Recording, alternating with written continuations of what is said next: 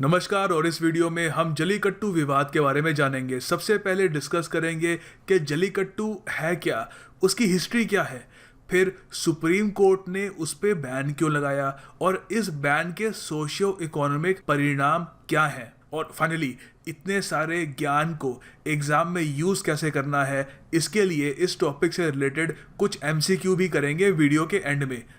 Let's start. देखिए, jallikattu event Tamil Nadu के Pongal festival पर मट्टू पोंगल के दिन होने वाला बैलों की दौड़ मतलब रेस वाला इवेंट है।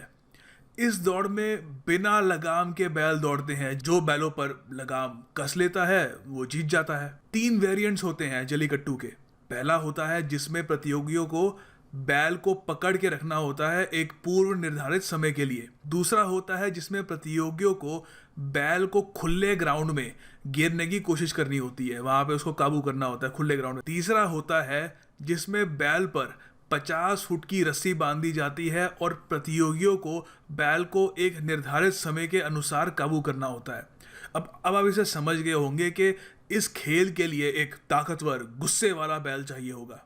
ये पॉइंट याद रखिएगा, आगे के मैटर को समझने में काम आएगा। चलिए, जल्लीकट्टू की जो हिस्ट्री है उस पर भी नज़र डालते हैं। जल्लीकट्टू को मंजू विरट्टू भी कहा जाता है, और उसके अलावा जल्लीकट्टू जो वर्ड है वो 2 तमिल शब्दों से मिलकर बना है, जली और कट्टू। सिल्वर और गोल्ड के कॉइन्स जो बैल के जो सींग होते हैं, हॉर्न्स होते हैं, उन पे जो बांधे जाते हैं, जो प्राइज मनी का रोल निभाते हैं। उसके अलावा आपको ये भी जानना काफ़ी ज़रूरी है कि जल्लीकट्टू को एक एंशिएंट स्पोर्ट भी माना जाता है। मदुरई में मिली एक 2500 साल पुरानी केव पेंटिंग को अगर हम देखें तो वहाँ पर एक आदमी दिखता है जो एक बैल को उसके सींगों से पकड़ने की कोशिश कर रहा है। इस केव पेंटिंग को देखकर हम अंदाज़ा लगा सकते हैं कि जल्लीकट्टू कितना प्राचीन स्पोर्ट है। उसके अलावा एंशिएंट तमिल पोइट्री संगम लिटरेचर में भी काफ़ी बार ऐसे स्पोर्ट का वर्णन मिलता है हमें। अच्छा, इसकी कंट्रोवर्सी डिस्कस करने से पहले हमने स्टार्टिंग में पोंगल से जो इसका रिलेशन बताया था वो भी कवर कर लेते हैं। पोंगल के बारे में जान लीजिए। 4 दिन लंबा त्यौहार होता है, हार्वेस्ट फेस्टिवल होता है तमिलनाडु का। 13 से लेकर 16 जनवरी, 13, 13, 14, 15, 16 4 दिन मनाया जाता है। और उसके अलावा जिस दिन पोंगल होता है, बाकी हमारे देश में उस वक्त मकर संक्रांति मनाई जाती है। ठीक है, अब चलते हैं कंट्रोवर्सी की तरफ। अच्छा, अब ये जरा टाइमलाइन है, इस पर नज़र डालिए।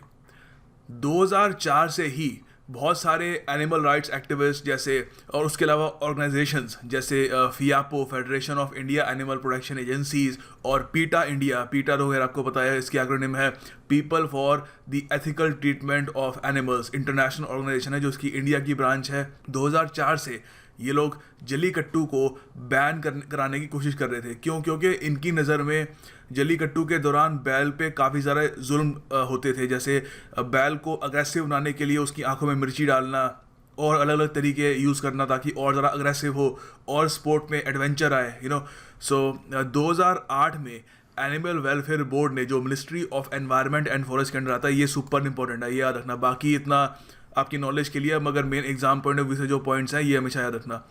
तो इसने एक केस फाइल किया सुप्रीम कोर्ट में और ये कहा कि हमें कंप्लीट बैन चाहिए जल्लीकट्टू पे under prevention of cruelty to animals act 1960।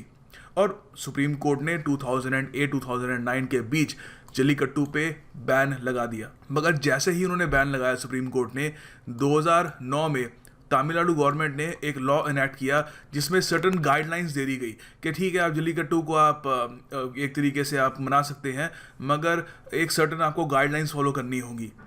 तो उसकी वजह से, ताकि सुप्रीम कोर्ट जो है उसका बैन वो रिवोक कर सके। 2013 में पीटा ने रिपोर्ट करी सुप्रीम कोर्ट को कि हाँ, सुप्रीम कोर्ट ने गाइडलाइंस तो दी और तमिलनाडु एक्ट भी आया, मगर उसके बावजूद जो बैलों पे क्रुएल्टी है, अकॉर्डिंग टू पीटा, जो बैलों पे क्रुएल्टी हो रही है वो आज भी कंटिन्यू उस समय भी कंटिन्यू हो रही थी। और पीटा ने इस पे एक डॉक्यूमेंट्री भी बनाई कि किस तरीके से बैलों को ट्रीट किया जाता है जल्लीकट्टू के दौरान। और सुप्रीम कोर्ट को फिर से गुहार लगाई कि कंप्लीट बैन होना चाहिए इस फेस्टिवल पर। और उसके बाद मई 2014 में सुप्रीम कोर्ट ने लैंडमार्क जजमेंट देते हुए जल्लीकट्टू पर बैन लगा दिया। अच्छा, आपको ये भी पता होना चाहिए कि जल्लीकट्टू अकेला स्पोर्ट नहीं था जिस पे बैन लगा था। बेसिकली 2 स्पोर्ट्स पे बैन लगा था। एक तो था ये रेकला और दूसरी थी जल्लीकट्टू। रेकला की आप फोटो अपनी स्क्रीन पर देख पा रहे होंगे। रेस होती है जिससे लोग गाड़ियों की रेस करते हैं यहाँ पे, बैलगाड़ियों की एक तरीके से रेस होती है और बहुत ही तेज़ी से दौड़ाया जाता है अपनी बैलों को। तो दोनों इन स्पोर्ट्स को ऑल ओवर इंडिया बैन कर दिया गया। उसके बाद देखिए तमिलनाडु में जल्लीकट्टू और रेकला दोनों कल्चरली बहुत ही एक इम्पॉर्टेंट पार्ट है पोंगल का, और खासकर रूरल एरिया में तो लोग पोंगल को इमेजिन नहीं कर सकते इन दोनों स्पोर्ट्स के बिना। तो सीधी सी बात है कि कोई भी पॉलिटिकल पार्टी ये नहीं चाहेगी कि लोगों को नाराज़ किया जाए और वोट्स खो दिए जाएं। तो उसके बाद से काफ़ी सारी कोशिशें की गई कि किस तरीके से सुप्रीम कोर्ट का जो ये बैन है इसको हम रिवोक कर सके या रिवर्स कर सके। और 7 जनवरी 2016 में सेंटर ने ये बैन को रिवोक करने के लिए एक नोटिफिकेशन भी लाई ताकि लोग तमिलनाडु में जल्लीकट्टू मना सके।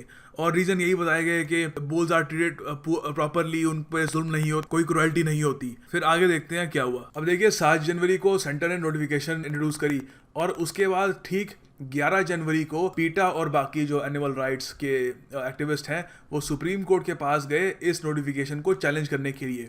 और अगले ही दिन सुप्रीम कोर्ट ने स्टे लगा दिया सेंटर की नोटिफिकेशन को और कहा कि कोई ऐसा इवेंट ऑर्गेनाइज हम नहीं होने देंगे। अभी इस पर स्टे लग गया नोटिफिकेशन पे। तो इससे काफ़ी जो लोग तमिलनाडु में थे वो डिसअपॉइंटेड हो गए, वो इस बार भी ये जल्लीकट्टू नहीं मना पाए। तो उसके बाद देखिए ये 9 नवंबर को सुप्रीम कोर्ट ने सेंटर की नोटिफिकेशन को फिर क्वेश्चन भी किया और ये भी कहा कि जल्लीकट्टू एक ग्लैडिएटर टाइप स्पोर्ट है। ग्लैडिएटर आपको पता है एंशिएंट रोमन एम्पायर में कोलोसियम में 2 ग्लैडिएटर लड़ते थे लोगों की एंटरटेनमेंट के लिए। तो सुप्रीम कोर्ट ने उससे कंपेयर किया जल्लीकट्टू को। और फिर सीधी सी बात है कि वहाँ पे तमिलनाडु के लोग इतना वेट कर करके थक गए और उन्होंने सुप्रीम कोर्ट को और मतलब सरकार को गुहार लगाई कि सुप्रीम कोर्ट को ये कहा जाए कि इस पे आप जल्दी एक डिसीजन दे दीजिए कि जल्लीकट्टू पे बेसिकली करना क्या है। मगर सुप्रीम कोर्ट ने कहा कि वो ये जो डिसीजन है वो 14 जनवरी से पहले नहीं दे पाएगी, पोंगल के समय से पहले नहीं दे पाएगी, जो वहाँ के तमिलनाडु के लोग चाहते थे। क्योंकि वो चाहते थे कि जल्लीकट्टू जब पोंगल के समय ही हम उसको सेलिब्रेट करते हैं तो हम बाद में इसका डिसीजन आएगा उसको लेकर हम क्या करेंगे। तो सुप्रीम कोर्ट ने कहा हम ऐसा नहीं करेंगे। तो उसके बदले में लोगों को एक तरीके से जो उनका सब्र का बांध था वो टूट गया और तमिलनाडु में काफ़ी जगह मैसिव प्रोटेस्ट हुए। लोगों ने जल्लीकट्टू कई जगह सेलिब्रेट भी करी, उन्होंने जल्लीकट्टू के जो इवेंट्स हैं वो ऑर्गेनाइज भी किए, इवन दो सुप्रीम कोर्ट ने उस पर बैन लगा रखा है। अभी ये एक कंट्रोवर्सी है, अभी आप न्यूज़ पे देख रहे होंगे आजकल कि जल्लीकट्टू न्यूज़ में इसलिए है क्योंकि काफ़ी जगह सुप्रीम कोर्ट के बैन के बावजूद तमिलनाडु में लोगों ने एक तरीके से डिफायंस के रूप में वहाँ पर जल्लीकट्टू का इवेंट ऑर्गेनाइज किया। अब देखिए जो प्रोटेस्ट है एक तो उसका एक कल्चरल सिग्निफिकेंस है कि पोंगल में जल्लीकट्टू का एक काफ़ी महत्व है। उसके अलावा एक और फैक्टर भी है जो ज़्यादातर मेन स्ट्रीम मीडिया में अच्छे से कवर नहीं किया जाता, वो है नेटिव ब्रीड्स फैक्टर। हमारी जो एक तरीके से आप कह लीजिए देसी जो हमारी देश की जो इंडिजिनस ब्रीड्स होती हैं गाय की या कैटल की, उनका फैक्टर। हिंदुस्तान में देखिए 130 प्रकार की अलग अलग कैटल्स की ब्रीड होती थी 100 साल पहले, अब रह गई है सिर्फ 37। तमिलनाडु में 6 अलग अलग प्रकार की ब्रीड्स होती थी, अब उनमें से एक कम हो चुकी है। अलंबाड़ी जो ब्रीड थी वो जा चुकी है, एक्सटिंक्ट हो चुकी है, अब सिर्फ 5 बचती है। उसमें से कंगायाम और पुलिकुलम जो है ये बहुत फेमस है। पुलिकुलम और कंगायाम ज़्यादातर जल्लीकट्टू में इस्तेमाल की जाती हैं। ये इनका अलग एक डिस्टिंक्ट लुक होती है इनके पीठ में एक हम्प फंसा होता है जैसा कि आप अपनी स्क्रीन पर देख पा रहे होंगे। अब क्या है कि उसके अलावा ये हज़ारों सालों तक इसी जो तमिलनाडु का नेटिव एनवायरनमेंट है वहाँ पे पली बड़ी हैं, तो वहाँ पर रहकर उनका जो फिज़िकल जो उनका बॉडी है वो काफ़ी हद तक स्ट्रॉन्ग है, अलर्ट है और एजाइल सी है, जो काफ़ी हद तक जो वहाँ के जल्लीकट्टू जो स्पोर्ट है और जो दूसरा स्पोर्ट है रेसिंग का उसके लिए परफेक्ट होती है। मगर देखिए इन जो देसी गाय हैं इनकी ये कमज़ोरी है कि ये फार्मर्स के लिए इतनी फ़ायदेमंद नहीं होती। क्यों नहीं होती? क्योंकि इनका जो दूध की प्रोडक्शन क्वालिटी होती है काफ़ी कम होती है। अगर हम उनको बाहर की विदेशी गायें जो हम अब इंपोर्ट करके इंडिया में ला रहे हैं लगातार, उनसे कंपेयर करें, जैसे कंगायाम जो गाय हैं सिर्फ 3 लीटर दूध देती है पर दिन, और उसके अलावा और जो हमारी इंडिजिनस जो देसी हमारी ब्रीड्स हैं वो भी काफ़ी कम मिल्क देती है। उसको अगर हम किसी जर्सी गाय या और कोई जो बाहर से हम ब्रीड लाते हैं गाय की, उससे कंपेयर करें तो वो एक दिन में 12 लीटर दूध देती है। मगर उससे उन गायों से आप कोई फील्ड वर्क नहीं करवा सकते, मतलब कोई हल जोतना है वगैरह, क्योंकि कंगायाम या पुलिकुलम के मल्टी डायमेंशनल फ़ायदे थे। उससे आप हल वगैरह जो है वो जुतवा सकते थे। जल्लीकट्टू में काफ़ी पार्टिसिपेट करती हैं और उसके अलावा दूध भी देती हैं। मगर ये जो बाहर से एग्जॉटिक ब्रीड हम ला रहे हैं, वो उनसे आप कुछ और काम नहीं करवा सकते, वो सिर्फ और सिर्फ दूध देने के लिए होती हैं। ज़रा इन डेप्थ जाते हैं इस टॉपिक पे। देखिए, ऑफिशियल फिगर्स के अकॉर्डिंग 1996 के अराउंड 5 लाख कंगायाम जो कैटल थी वो थी तमिलनाडु में। 2013 में ये पॉपुलेशन बहुत हद तक कम होकर ऑलमोस्ट 2 लाख से भी कम हो गई। अब आज के टाइम में 2017 जो शुरू हो चुका है, अगर हम आज काफ़ी लोग मानते हैं इनकी काउंटिंग करें तो पता लगेगा ये 1 लाख से भी कम हो चुकी है। इसकी वजह क्या है? देखिए, एक फार्मर के लिए जो शॉर्ट टर्म प्रॉफिट है उसके लिए तो वो यही सही है कि एग्जॉटिक फॉरेन की जो ये गायें होती हैं जो जल्लीकट्टू वगैरह उसमें पार्टिसिपेट नहीं कर सकती, क्योंकि जल्लीकट्टू बैन ही हो चुका है। वो कहेगा कि मैं ऐसी जो कैटल क्यों लूँ जो जल्लीकट्टू के लिए हो और जो स्ट्रांग हो, जो जल्लीकट्टू बैन हो चुका है। और उसके अलावा एग्जॉटिक फॉरेन ब्रीड जो होती है उसमें उसको दूध भी ज़्यादा मिलता है। उसको वो 12 लीटर दूध दे देती हैं पर दिन, कंपेयर टू जो हमारी देसी कंगायाम गाय हैं वो सिर्फ 3 लीटर दे पाती हैं। कंगायाम गाय की एक तरीके से इम्पोर्टेंस जल्लीकट्टू मेंटेन करके रखता था।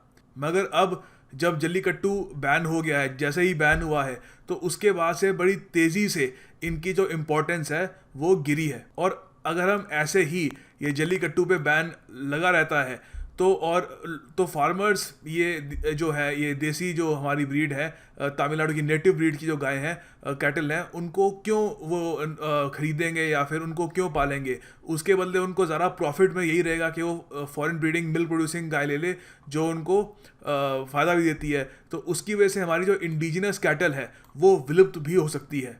देखिए, उसके अलावा यहाँ पे ये भी एक इम्पॉर्टेंट फैक्टर है कि जो ये नेटिव कैटल है वो काफ़ी हद तक जो तमिलनाडु का नेटिव एनवायरनमेंट है उसके हिसाब से वो इवॉल्व किया है उसने, ठीक है। तो वो ये भी माना जाता है कि जो तमिलनाडु की नेटिव कैटल है, जैसे ये कंगायाम और जो मैंने नाम गिनवाए थे आपको, वो A2 मिल्क देती है। A2 मिल्क माना जाता है कि काफ़ी हद तक ह्यूमन कंजम्पशन के लिए बेहतर है कंपेयर टू A1। और जो ये एग्जॉटिक फॉरेन ब्रीड मिल्क होती है जिनको मास प्रोडक्शन ऑफ मिल्क के लिए इस्तेमाल किया जाता है, वो A1 क्वालिटी का मिल्क देती है। अब A1 से ये मत समझ लीजिएगा कि वो बेहतर है।